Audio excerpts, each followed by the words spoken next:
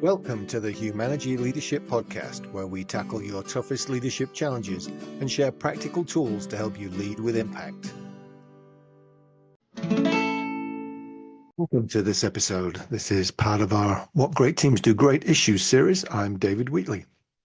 All of these issues use our What Great Teams Do Great model, available at humanergy.com or in the book of the same name. Each issue is presented with suggested actions to get you back on the path to team greatness. This week's issue, team meetings stink. How are you going to build a great team if you can't focus, have productive conversations, reach team consensus, and act on our decisions? Good question. I get a lot of this, that meetings are a waste of people's time and not getting to where they need to be. So some actions we can take. Well, the first thing is team meetings should be work. Should be the right work, should be good work that is necessary for success, necessary to move the ball down the field. We've got a distinct thing that we're going to get out of this that moves things. It may be that some things are being dealt with in meetings that should be done in other ways, like individual work or followed up by review, or things just shared in email if it's just a matter of updating folks. There are really, in my mind, only 4 reasons to meet. The first one is to make a decision that needs team consensus.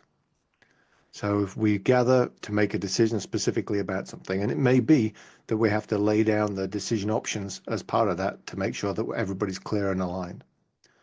Which brings me to the second point, to ensure understanding and alignment. And this is where quite often people put review in it, but it shouldn't be. Reviewing stuff should happen before the meeting. Ensuring understanding and alignment is about engagement. Let's make sure we all are on the same page. Do you have the same understanding that I do? And can we build a structure to make sure that we have that level of understanding? The third reason is to engage creativity. So we bring a team of people together to brainstorm, to get creative, to look for different ways of looking at something. And the idea of bringing the team together is that they build on each other's ideas. And the fourth reason is for team development. I want the team to grow. And this is probably the weaker one because quite often it's combined with one of the other 3. Now, it might be that you say, oh, we're just going to go and do a team building exercise and go and do this. Well, that's great, yes. But be clear as to that's the goal you're trying to achieve, is to make sure the team's stronger. And the more practical that exercise is, the more people are actually doing something rather than just building the team, the more likely you are to see the success of building a team. One example of that is go pack food boxes at the local food bank together. That actually has a practical outcome, and you'll find that the team feels better about working with each other. And those sidebar conversations you have while you're putting cornflakes into a box are important. Second action is that a team meeting should be just a mini version of the learning cycles in the What Great Teams Do Great model. Meetings require a clear output or the setup. They require a plan or an agenda, and should always be driving progress towards a larger goal. So you keep feeding that back. There's nothing worse than that Tuesday morning meeting that happens because it's happened every Tuesday morning. And that's the only reason they actually exist, is because we've always had the Tuesday morning meeting. Get clarity as to what you're trying to achieve. Make sure you hit one of the 4 reasons, if not multiple of the 4 reasons I mentioned above. Even stop calling them meetings. I keep telling people, stop having meetings. They're a waste of time. Stop it. And then people give me that funny look of, okay, so what do we do instead? And it's like, oh, make them work sessions. And I know it's wordsmithing, but if you make them work sessions, you're actually describing what you need them to be. Knowing the work that needs to get done helps keep us focused on the task.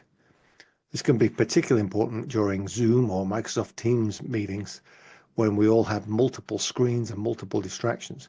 If someone says that they're doing something else or waiting for their section of the meeting, then the structure is wrong. If you only need them for a few minutes, then have them come in at the beginning and then leave, so they can actually get on with that without it being distracting. Make the structure work, which might mean a little bit more work up front to drive a new meeting, so it's not just the Tuesday morning meeting, but the value of that will be multifold. Last thing, make green path choices in meetings. And we talked a lot about green path choices, and it ties into What Great Teams Do Great. That means we need to be caring, honest, and direct in our communication. Listen to understand, which includes summarizing what we do understand. And then this one does the heavy lift: engage, align, learn, and coordinate. That's a lot of the work of meetings. We can then share perspectives, including an emphasis on data-driven versus opinion, and forward focus on solutions. What's the output that we are here to achieve, and let's drive towards it. Good luck with making your work sessions work for you. That was the Humanergy Leadership Podcast. Make sure you like and subscribe and visit humanergy.com for many more resources.